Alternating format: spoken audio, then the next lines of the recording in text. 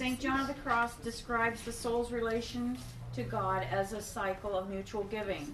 The deep satisfaction and happiness of love is found in this cycle as a cycle of giving, not only of receiving.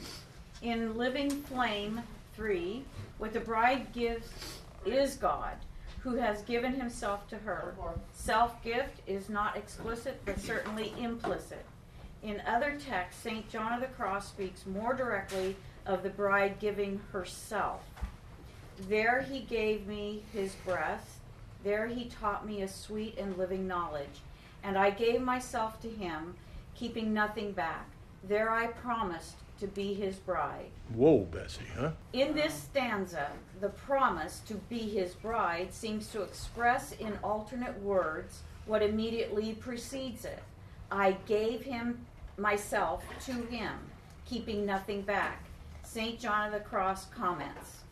In this stanza, the bride tells of the mutual surrender made in this spiritual espousal between the soul and God, saying that in the interior wine cellar of love, they were joined by the communication he made of himself to her.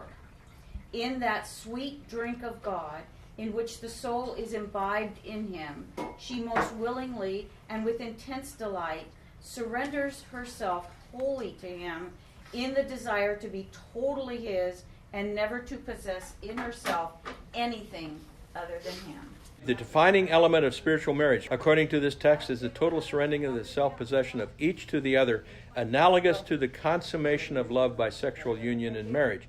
The gift of self is the defining mark of spousal love between man and woman, in contrast with other forms of love. Betrothed, that is spousal love, differs from all the aspects or forms of love analyzed hitherto. Its decisive character is the giving of one's own person to another. This is something different from and more than attraction. And where we heard that before? We just read that this morning. Love and responsibility. Remember that in your handout? So that's what that is. Okay. Now, the Trinitarian root of the gift. The third decisive point of contact between Wojtyła, John Paul II, and St. John of the Cross lies in the thesis that love as a gift of self is rooted in the relation between Father and Son in the unity of the Holy Spirit, which is exactly how we've just described it. Here is the key text again. A reciprocal love is thus actually formed between God and the soul, like the marriage union and surrender in which the goods of both, the divine essence that each possesses freely by the reason of the voluntary surrender between them, are possessed by both together.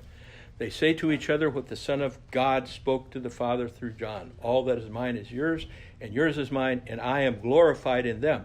The Son of God is the first to say to the Father, all that is mine is yours, and what is yours is mine. Both the soul's filial spousal relation to God and the marriage union and surrender between man and woman are derived as images from this first cycle of giving within the Trinity. In other words, the Trinitarian love is the template for everything else. It's the exemplar.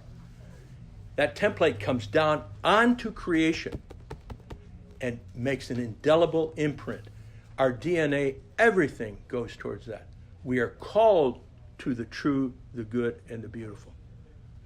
By nature, if we're inclined to evil, inclined in quotes, because that's a problematic word, it is because we have a constitutive break in our engine block, and it's hard to sit there and say no to some temptations. But that doesn't mean that we're not basically made to form communions of persons and to look for the good, the true, and the beautiful. We are made that way. Neither St. John of the Cross nor Wojtyła John Paul II apply spousal language directly to the Trinity.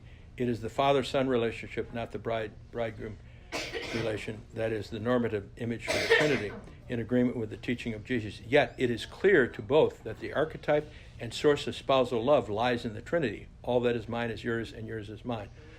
So basically what I do is I talk about the Trinity 2 or 3 different ways, because one way is not going to do it. So when we talk about father-son, we're talking about redemption, aren't we? If you're a father of a family, who are you? If you have to give somebody over to expiate sin, who are you going to get? Are you going to give your wife? Are you going to give one of your daughters? Or are you going to give a son? Tell me, quickly. No father in his right mind would give his daughter or his wife out there to expiate sins and atone for sins. You're going to give your son. So we're talking about a redemptive relationship here. We're not talking about the fact that the Father is male. We're not talking about that the Son is male. As Jesus Christ, he is male. Yes. But as the second person of the Blessed Trinity, he is not male. As a matter of fact, he is the active receiver. So you women reflect the second person of the Blessed Trinity more than you reflect the first person, and we men reflect the first person more than the second person. Does that make sense? Then when Jesus Christ comes down here and becomes the bridegroom, he is the initiator. He is the male. He is the one who gives everything out. And we are the ones that his bride say, and I, as a male, say, am I Jesus Christ's bride? Well, that's what I'm called to do. I'm called to be his bride. Okay? What does that mean? To take all of that in and say, yes. Yes, I'm your disciple. Michael Wallstein starts with Wilhelm Reich, Sexual Revolution, and Margaret Sanger. And Margaret Sanger's book, what? This one, Women and the New Race. I'm going to read you a couple of paragraphs from him, and then we're going to get out of here, and we're going to pray that we don't fall into this. Obviously, we're not going to fall into this trap, but these are extraordinary paragraphs. And basically what Michael Wallstein is doing is saying, now this is what is on the scene, and this is what JP2 is actually fighting against. I'm going to read you from Wilhelm Reich, who was a student of Freud's and was big on this. As a matter of fact, he was the one who says basically, if you have free sex, you're going to have less state hospitals. You're going to have less insanity, so less state hospitals, less monasteries, because mysticism is not going to have to be around, and you're going to have less foxholes. Why? Because war is not going to exist. If everybody has sex the way they want to, from the time they're sexual, then everything is going to be fine. This is Wilhelm Reich. Now I'm going to read you this, okay? What did she say? She said she's too old for that. No. Rosemary, you just pay attention. Get the wax out of your ears, Rosemary. Yeah. Now listen, I only have a few moments left with you.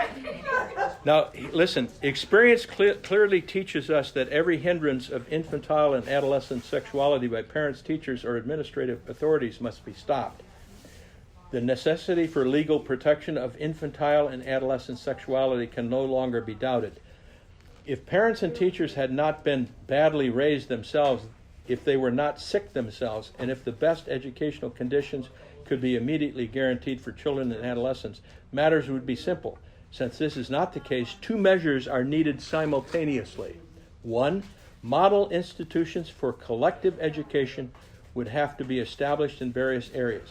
Here, well-trained, realistic, and sexually healthy educators would observe closely the development of the growing generations and try to solve the practical problems that arise. These institutions will form the core from which the principles of the new order will spread out into society. Does this sound like the Boy Scouts of America would do a good job here? Okay, next one. 2, outside of these centers, it will be necessary to prepare for the sex economic natural regulation of sexual life on a mass scale. The first principle to be recognized is that sexual life is not a private affair. Oh my gosh. Depending on the existing economic possibilities, several measures could be carried out immediately in preparation for the new ordering of sexual life. Good contraceptives should be produced with the same attention that is given to big machines. Oh my gosh. The establishment of the best centrally organized factories for contraceptives under scientific guidance and free of profit-making motives will be among the first measures of the sexual hygiene of the masses. Everybody gets free contraceptives. That is going to be the panacea for all of our ills. The building of emergency homes for youth is necessary. Adolescents must be made to feel that they have every possibility of building their own lives.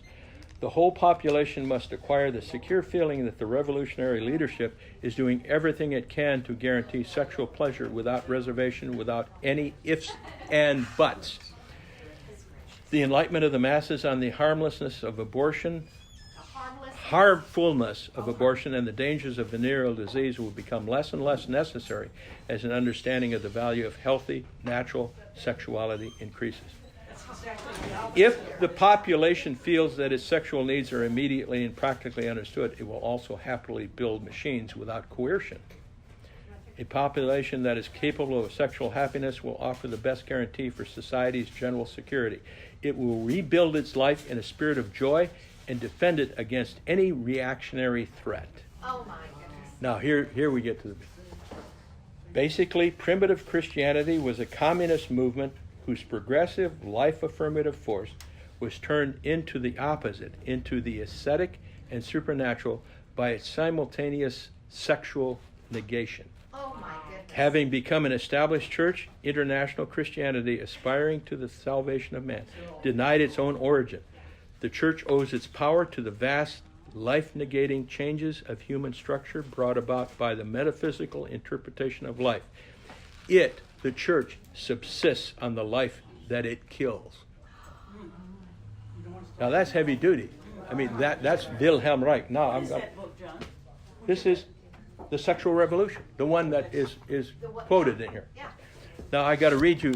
Margaret Sanger is even better. It's called "Women and the New Race" by Margaret Sanger. So guess who I bought because of this book? I bought these two books, and I've got a heck of a lot more books on Margaret Sanger. Huh. Okay, here we go. Ready? In the days when the church was striving for supremacy, when it needed single-minded preachers, proselyters, and teachers, it fastened upon its people the idea that all sexual union, in marriage or out of it, is sinful. Now, there's a sum of truth to that. Yes, there is. That idea colors the doctrines of the Church of Rome and many other Christian denominations to this hour. Marriage, quote, marriage even for the sake of children, was a carnal indulgence, end quote. It was held that the child was conceived in sin and that as the result of the sex act, an unclean spirit had possession of it. The spirit can be removed only by baptism. And the Roman Catholic baptismal service even yet contains the words, "Go out of him, thou unclean spirit, and give place unto the Holy Spirit, the Paraclete." Whoa, Bessie. The early church taught that there were enough children on earth.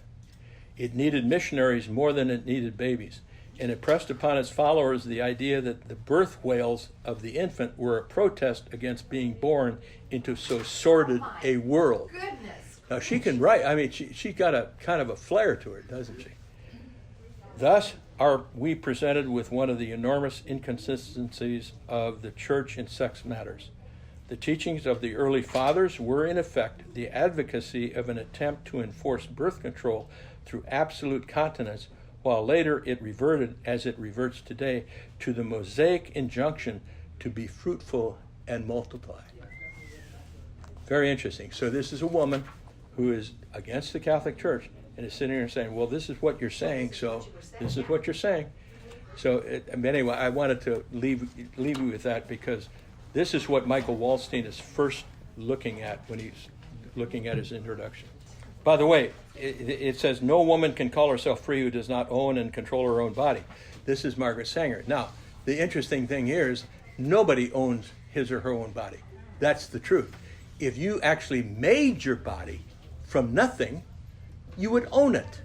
But you didn't. And so you don't own it. And so this, when I was a grad student at USF, this was big time. A woman owns her own body, so she can do anything she wants to it. That is absolute ontological nonsense. There is no such thing. You have to be able to create yourself out of nothing, ex nihilo, in order to make that true. And that's not going to happen. There's not anybody here who can conjure up something out of nothing except God.